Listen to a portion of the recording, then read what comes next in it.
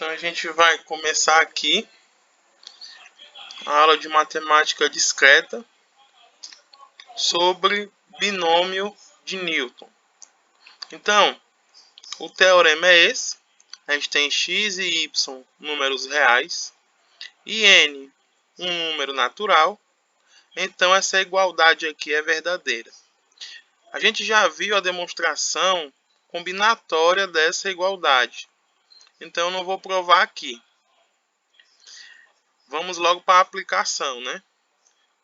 Primeira aplicação é esse somatório de números binomiais é igual a potência, né? 2 elevado a n. Então, como é que a gente prova isso?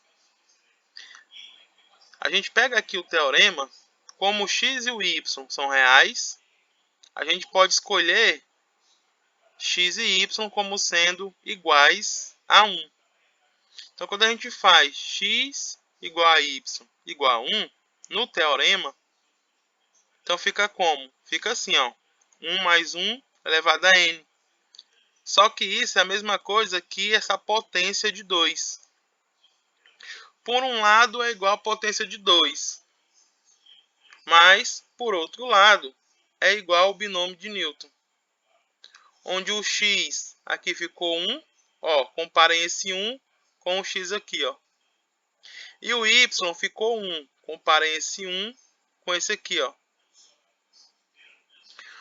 Como eu tenho aqui potências de 1, certo? Isso aqui pode desaparecer. Já que 1 elevado a i é 1. E 1 elevado a n menos 1 também é 1. Então, a gente pode escrever simplesmente o somatório. Então, aqui a parte final, o somatório. E a parte inicial, 2 elevado a n. Outra forma de enxergar esse somatório aqui é a soma dos termos da linha do triângulo de Pascal, a linha n, é igual a 2 elevado a n. Então, a gente tem a interpretação lá no triângulo de Pascal. Outra aplicação para esse teorema do binômio de Newton é o seguinte. Quando a gente pega no triângulo de Pascal a soma dos termos trocando de sinais, o resultado dá sempre 0. É claro, né? A gente está pegando a partir da linha 1. Então, aqui a gente tem o quê? A soma dos termos dá 0, quando o sinal é alternado. Positivo, negativo, negativo e assim por diante. Como é que a gente prova isso? Novamente, no teorema, a gente troca x por 1 e y por menos 1. Então, aqui, ó como é que fica. Dentro do parênteses, esse sinal de adição aqui é do teorema. E esse sinal aqui do menos 1 é que a gente escolheu para y ser o menos 1. Claramente, isso aqui dá 0. 0 elevado a n é 0. Então, está aqui do lado esquerdo. Ó. Agora, do lado direito, a gente vai usar o teorema. Então, aqui, o nosso x é 1. Então, vai ficar 1 elevado a n menos i. Da mesma forma que está aqui em cima. Ó. X elevado a n menos i. E vai ficar aqui menos 1, parêntese, e em cima o i. Porque o nosso menos 1 é o y. Olha lá como é que fica na fórmula. Y elevado a i. Então, esse 1 elevado a n menos 1 desaparece. Porque tem como resultado 1 e multiplicação por 1 vai dar o próprio menos 1 elevado a n. Então, o que sobra? Esse somatório aqui. Ó. Logo, essa parte final tem que ser igual à parte inicial, provando a aplicação 2. Então, a gente tem aí duas aplicações para o binômio. Vamos para frente. A gente pode usar também, na aplicação 3, esse teorema para provar as fórmulas do seno e cosseno do arco duplo. Aquelas fórmulas que já são bem conhecidas, né? O seno de 2θ é o quê? 2 vezes o seno de θ multiplicado pelo cosseno de θ. E o cosseno do arco duplo é quem? Cosseno de θ ao quadrado menos seno de θ ao quadrado. Então, para a gente provar isso aqui, a gente vai fazer a combinação tanto do binômio de Newton como da lei de Moivre, né? Primeira lei de Moivre. Então, a gente pega aqui um número complexo dessa forma, cosseno de θ mais i seno de θ, onde esse i aqui é o i dos números complexos. Então, na fórmula do binômio de Newton, lá no início do vídeo, o i, voltando aqui para vocês verem, ó, esse i aqui não é os números complexos. Então, para não confundir, o que eu vou fazer? Nessa aplicação 3, eu vou colocar o j, né? Quando eu for usar o binômio de Newton. Então, vamos lá. Eu tenho um número complexo, cosseno de θ mais i seno de θ. E vou elevar ao quadrado. Lembrando que esse i aqui é um número complexo. Então, quando eu elevo ao quadrado, pelo binômio de Newton, eu tenho essa expressão aqui, ó. E aqui eu vou usar o j, que está variando de 0 até 2, inclusive. Então, o x é o cosseno de θ, está aqui, ó. E o y é i seno de θ. Então, está aqui, ó. 2 menos j, que está aqui, ó, no expoente, vem da fórmula. E esse j aqui também é da fórmula do binômio. Resolvendo aqui esse somatório, a gente vai chegar nessa expressão aqui, ó. Cosseno ao quadrado de θ menos seno ao quadrado de θ. Então, foi o que eu fiz. Eu separei esse somatório em duas partes. As partes real, que não tem um número complexo i, e a parte imaginária, que tem um número complexo i. Como é que eu fiz isso? É só você separar aqui, ó. No caso onde o expoente é par e no caso onde o expoente é ímpar. Percebam aqui, ó, número binomial 2, 0, 0 é par. Número binomial 2, 2, 2 é par. E aqui eu coloquei separado número binomial ímpar, 2, 1. 1 é ímpar. Por que eu fiz isso? Justamente para separar mais na frente a parte real da imaginária. Onde a parte real ela aparece quando não tem um número complexo i. Então, quando eu pego aqui os números pares, o 0, o expoente aqui, ó, vai ser 0. E i elevado a 0 vai dar 1. A mesma coisa aqui, ó, peguei o número par 2. Então, i elevado a 2 dá menos 1. Então, toda vida quando eu pego os pares, o número complexo, ele vai passar a ser o quê? Um número inteiro, que ele vai ser elevado ao quadrado. Ele só vai poder dar o quê? Menos 1 ou 1. Por quê? O expoente pode ser 2, 4, 6 e assim por diante. Ok. Então, vai ficar resultado final, esse número aqui, ó. Cosseno ao quadrado de θ menos seno ao quadrado de θ, parte real. E a parte imaginária é isso aqui, 2 seno θ, cosseno θ. Agora, a gente vai calcular o quadrado da soma novamente, mas usando a primeira lei de Moivre. O que ela diz? Ela diz que o expoente, que é 2, entra para dentro do cosseno e do seno. Ou seja, esse 2 aqui, ó, ele vai ficar dentro aqui, ó, do cosseno, junto com o ângulo θ. Então, vai ser cosseno de 2θ. A lei de Moivre também diz que o 2 vai para dentro do seno aqui, ó. Antes era seno de θ e agora passa a ser seno de 2θ. E vamos comparar agora. Ora, A parte real desse número complexo aqui, que eu nomeei de 2 em número romano, é o cosseno de 2θ. Mas aqui no número 1 em romano, em azul, é esse camarada aqui. Então, igualando parte real com parte real, a gente tem a primeira igualdade. Igualando parte imaginária com parte imaginária, temos o segunda igualdade. Então, aqui conclui o resultado. Essa ideia aqui vai ajudar vocês a fazer um dos exercícios da NPC 4. No caso lá, estou pedindo o geral, né? Vamos para frente. Então, vamos lá para a aplicação 5. A gente pode usar também o binômio de Newton para demonstrar identidades binomiais. Por exemplo, aqui, ó, esse somatório é igual a esse número binomial. Como é que a gente usa o binômio para provar essa identidade binomial?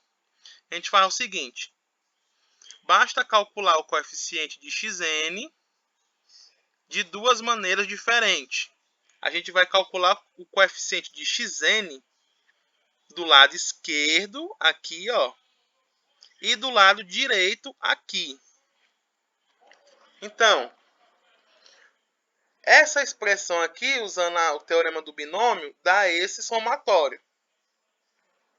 Essa expressão do lado direito, usando a fórmula do binômio, dá esses dois somatórios.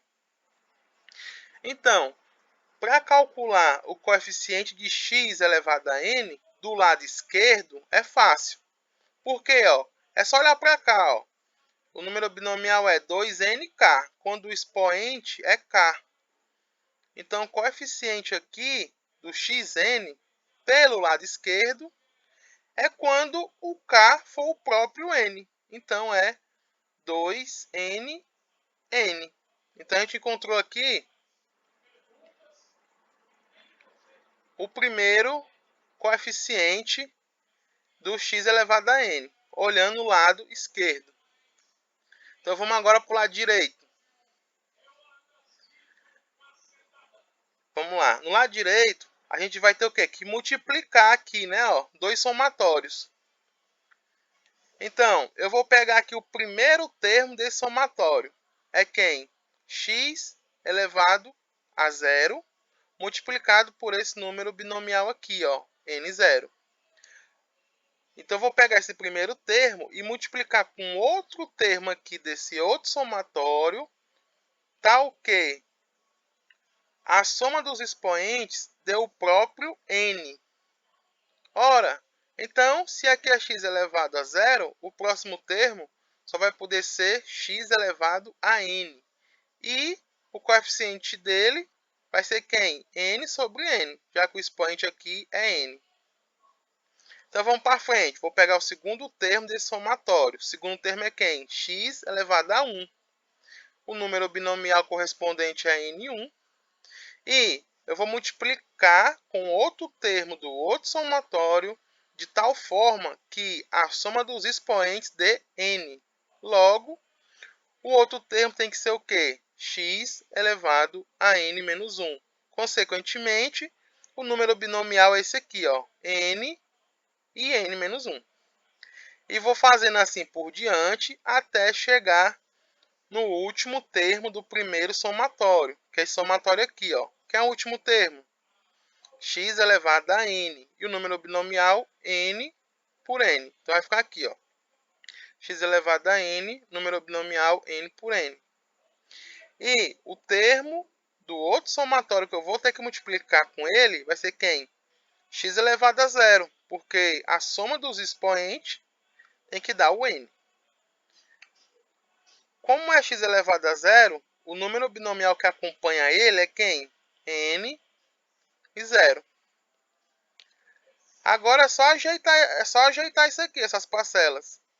Todo mundo aqui, ó, quando eu somo os expoentes, vai ter que dar n, Então, eu coloco aqui xn. E vou colocar em evidência a soma de todos os números binomial. Então, vai ficar n0, nn, tá aqui, ó. n1, n-1, tá aqui, ó. E o último é nn, n0, tá aqui, ó. Perceba que são números binomiais complementares, está aqui em destaque, ó, em azul. Então, significa que n0 é igual a nn. Então, eu posso imaginar esse nn como n0 também. Então, por isso vai ficar n0 ao quadrado. O próximo, n1, n-1. São complementares. Então, eu posso enxergar como sendo n1 e n1. Vai ficar aqui, ó, n1 ao quadrado. E assim por diante até chegar ao último, nn e n0. Então, eu posso enxergar como nn e nn também. Então, vai ficar aqui, ó, ao quadrado. E aí a gente compara. Como o xn tem coeficiente esse somatório, e também como o xn tem coeficiente esse número binomial, esses dois só podem ser iguais, concluindo assim a demonstração. Essa identidade é conhecida como a identidade de Lagrange. Um caso geral dela é a identidade de Van der Monde, que é essa daqui, ó, é o caso geral dela. Então, aqui a ideia é a mesma, mesmo jeito, mesma forma, só que você vai pegar 1 mais x elevado a m mais n e vai pegar esses dois, ó, 1 mais x elevado a m e 1 mais x elevado a n, e vai usar aqui a mesma ideia. Então, quando tiver identidade binomiais, geralmente você pode usar esse artifício aqui para provar identidades binomiais. Nem todas dá para fazer, mas uma grande parte dá para fazer. Então, isso aqui vai ajudar, essa ideia aqui, vai ajudar a resolver um dos problemas da lista. Então, preste bem atenção. Identidades binomiais, muitas delas dá para resolver com essa ideia aqui, utilizando a fórmula do binômio. Ok. Vamos aqui por polinômio de Leibniz. Então, aqui é o caso geral do binômio, que é a expansão multinomial, ou polinômio de Leibniz, e diz isso daqui. A gente provou isso aqui com argumento combinatório. Então, eu não vou focar na demonstração. Eu vou focar na aplicação. Uma aplicação é: prove que m elevado a n é igual esse somatório aqui de números multinomiais. Então, é uma soma de números multinomiais, onde esses α1, α2 até αm, a soma deles todos é o n, e cada um deles são inteiros não negativos. Então, como é que a gente prova isso? A gente faz o seguinte: a gente pega, chama x1, x2 e assim por diante até xm de 1. Chama todos eles de 1. Então, o que acontece? No teorema multinomial, vai ficar aqui, ó, 1 mais 1 mais 1 e assim por diante. Como eu tenho aqui m parcelas igual a 1 elevado a n, então o resultado é m elevado a n. Então, do lado esquerdo, a gente tem m elevado a n, que é esse lado aqui esquerdo, ó. Porém, do lado direito, a gente vai usar o teorema multinomial, né? Ou seja, vai ficar comparando aqui, ó, x1 é 1, x2 é 1, x3 é 1, xm é 1. Então, vai ficar aqui, ó, um bocado de 1. E aqui tem os expoentes. Mas só que os expoentes nem influem nem contribuem. Então, tudo aqui desaparece. e vai ficar só esse somatório. Mas só que esse somatório aqui, essa parte que está dentro, n fatorial sobre esses fatoriais aqui, é nada mais, nada menos que um número multinomial. Então, eu posso escrever esse fatorial como sendo quem? Como sendo esse camarada aqui, ó. Concluindo assim a demonstração. Então, aqui faltou só eu falar sobre o próximo conteúdo. Vai ser introdução a grafos. Eu vou gravar, certo? Não vai ter aula segunda-feira no Google Meet. Eu vou gravar e vou postar isso aqui. O conteúdo da prova final vai ser grafos, binômio de Newton e números binomiais. Vai ser esses 3 conteúdos aqui. O resultado da NPC4 é no dia 22 de fevereiro. Vai sair o resultado da NPC4. A prova final, a F, a visualização dela vai ser no dia 22, no mesmo dia do resultado da NPC4. E a entrega vai ser no dia 1º de março. Então, exatamente nesse dia 1º de março eu estou recebendo. Então, por hoje é só.